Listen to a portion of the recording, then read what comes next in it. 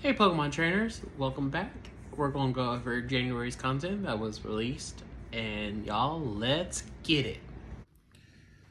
Okay guys, so we're going to go over the content for the month of January for Pokemon Go in 2023. So with the Mega Raids, depending on your level, is how many trainers you'll need to battle it. I'd recommend you at least do it, at least battle it about to capture 3 to 4 or 5 times depending on your preference on these Pokemon and how relevant they are. So the very first Pokemon is going to be Reshiram. It's going to know Fusion Flare. It's going to be a Dragon and Fire type Pokemon with a shiny potential. Definitely raid this one a good few times.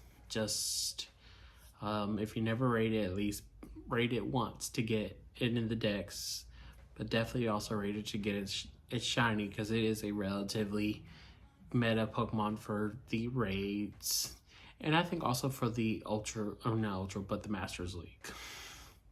Then following it from the 10th to the 18th will be Zekrom with its move Fusion Bolt.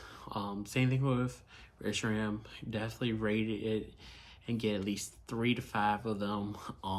This is one I'm going to focus on getting it shiny. I kind of like it. It's a very good Pokemon. Again, it's relatively good for the raids, and I think Masters League too. It's a good dragon type to have as well. So definitely be rating this one a lot. And then following it from the 18th through the 25th, we'll have Regice. To me, this is a little bit of an oddball one because the Hoenn Tour is next month after the January, and I'm just surprised to see any of the Reggies. I figured we wouldn't have them till in the raids till probably in the summer or something after, the Hoenn Tour is all died down and, we're ready to just start seeing more Hoenn Pokemon again. But it's a nice surprise. This one is probably my least one that I'm wanting to raid. Going to raid it at least twice to get at least 2 of them, maybe 3. Not really. This is one, if you don't have it in the decks, get in the decks. Maybe raid it for the shiny if you're like a shiny collector. But besides that, let it go. Let it go. Let it go. Save your money. Save the passes. Just focus on something else at that time. And then following that, we have Tapu Koko. This one is another one I really want to rate a decent amount. So the Tapu Koko, this is his shiny debut. It's a fairy and electric type. Definitely one to get. Again, elite. Definitely trying to get at least 3 or 2 so. I'm going. This and Zekrom are the 2 I'm going to really push for shiny. But besides, and then Reshiram and then Regice is how I rank it as like my top priorities of all of the 4. All right, so now we're going into the Mega Raids. Mega Raids, again, it's definitely rated once to get it or enough to get the Mega Energy to put it in the register in the decks, but rate it a few more times so you have built up energy. But some of these Mega Pokemon are just one and dones.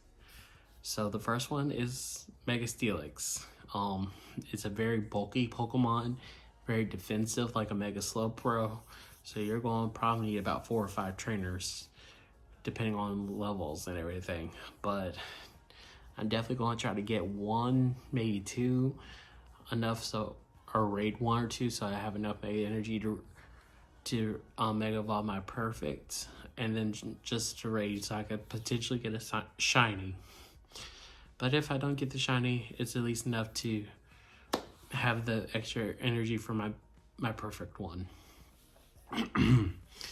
Then following that is a mystery Pokemon. Based on the data miners and everything, we're suspecting it's going to be Mega Salamence. raid this one. It'll be your first time, so it'd be nice to have register in the Pokedex, raid it through a good 3 or 4 times so you have enough for the future. If you already have the perfect and the shiny, definitely raid it a couple of times so you can mega evolve both of them and have backup emergency energies in case you want to use it quicker before the cooldown is done. All right, and then following that is Mega Lopunny. I'm going to rate it probably 2 times, just because I need more energy in case of emergencies. But this is one of those ones I would pass if it wasn't for the fact that I need the energies.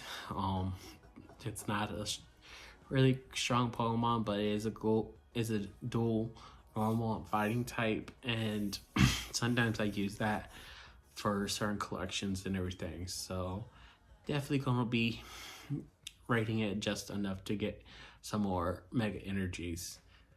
And then the last one is going to be Aerodactyl. This is the only mega besides Salamence I'm like hardcore rating. By that I mean I'm wanting to at least do more than 3.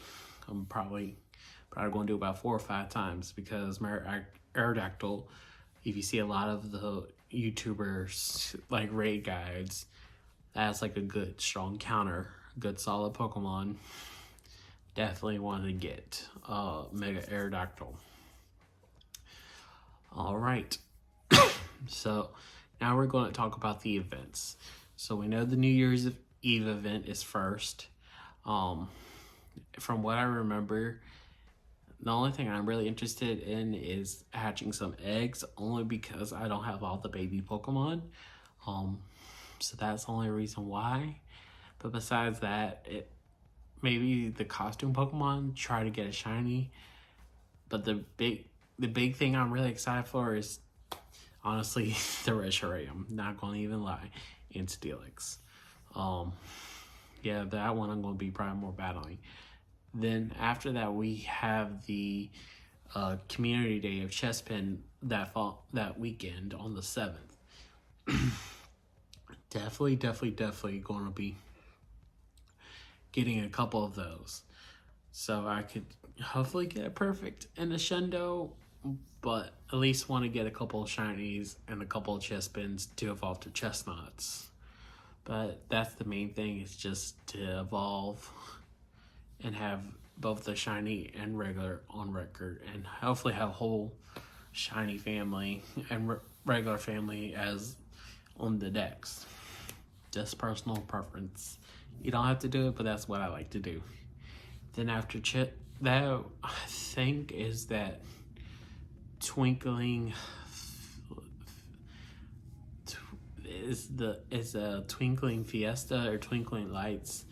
To me, it sounds like a fairy tale kind of event. Like, it's very, like a fairy tale.